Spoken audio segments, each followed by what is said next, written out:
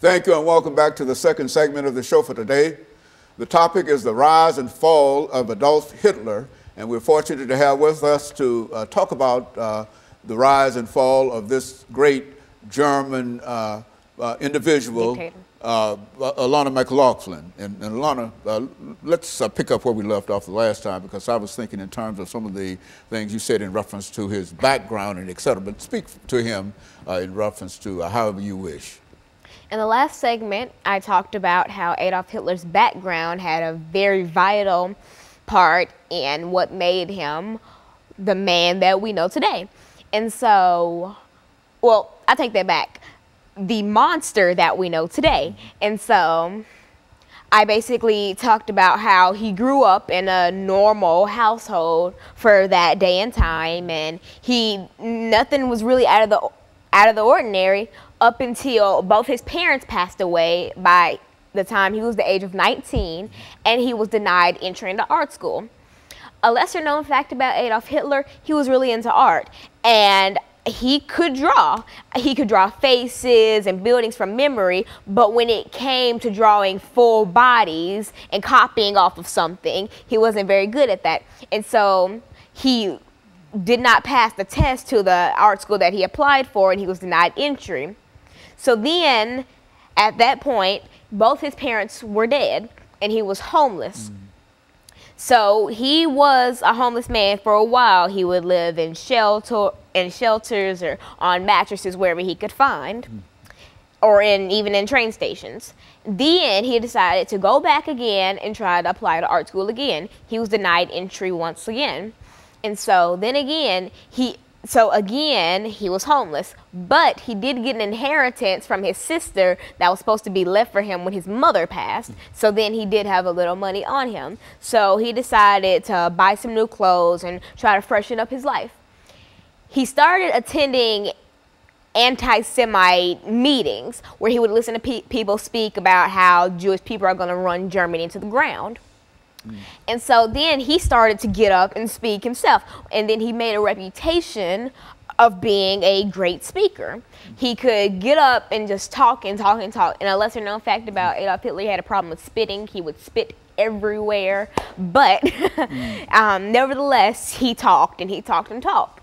And so after he made this very good reputation of being this great speaker, he started the Nazi Germany movement, basically, where he created the swastika, and people started to wear the swastikas as patches on them or on pins, and that's what really started the rise of Nazi Germany.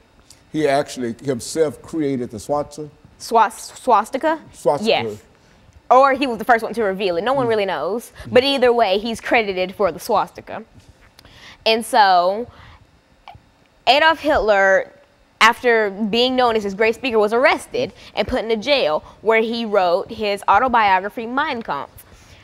Mein Kampf was so poorly written that a bunch of editors turned it down. And so he asked a couple guards while he was in jail and a couple other cellmates to help him rewrite Mein Kampf. And then another fact about Adolf Hitler that a lot of people don't know, when he rose to power in Germany after being released from jail, he made every household in Germany own a copy of Mein Kampf. Every household had to have one. It was law. And for birthdays or weddings, you were supposed to give Mein Kampf as a gift. And so he knew that unless he made people buy the book, no one would buy it, because it was poorly written. It didn't have a lot of punctuation, and it had a lot of grammatical errors. And so after the release of Mein Kampf, he just became known as this evil, evil man, and then he started to take movements against the Jewish people. It started with things like burning down a synagogue, and then making them clean it up and then pay for the damages. And then Hitler started to turn on his own guards. And so basically he would turn on the SS, and he killed a lot of his guards and then made a whole new foundation of guards and future leaders, which really helped jumpstart the Holocaust. And so with Hitler and his newfound army of these dolls, basically, he started what we know as one of the worst periods in history. He would have, another fact about Hitler, he had training camps for children who wanted to grow up to be guards, like a part of the SS and etc.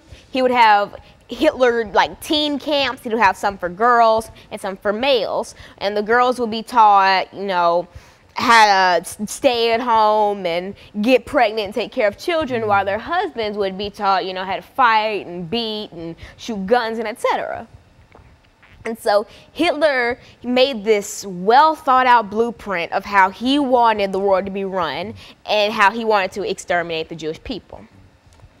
Well, what was his attitude? I mean, why was this attitude toward the Jewish population? I mean, what created that kind of hatred for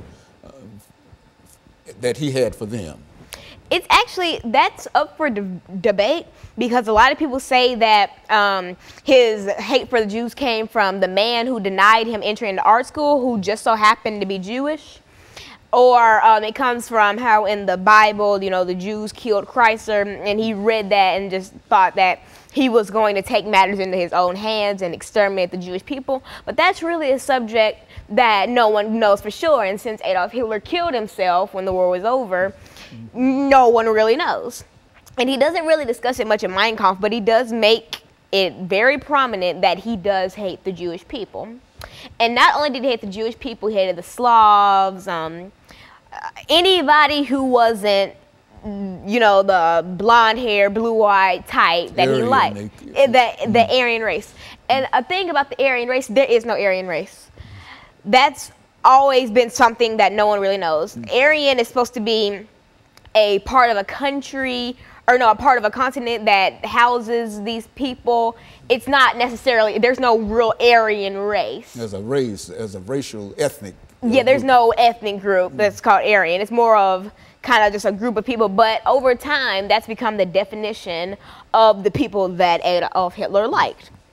And so basically, Adolf just went off the deep end, and he made it his life goal to terrorize anyone who didn't fit his criteria, and that's what he did for a while. Okay, so let's take this second commercial break, and then we'll come back and we'll pick up on that last 10-minute segment, and we'll be back with our audience following this very, very short commercial break.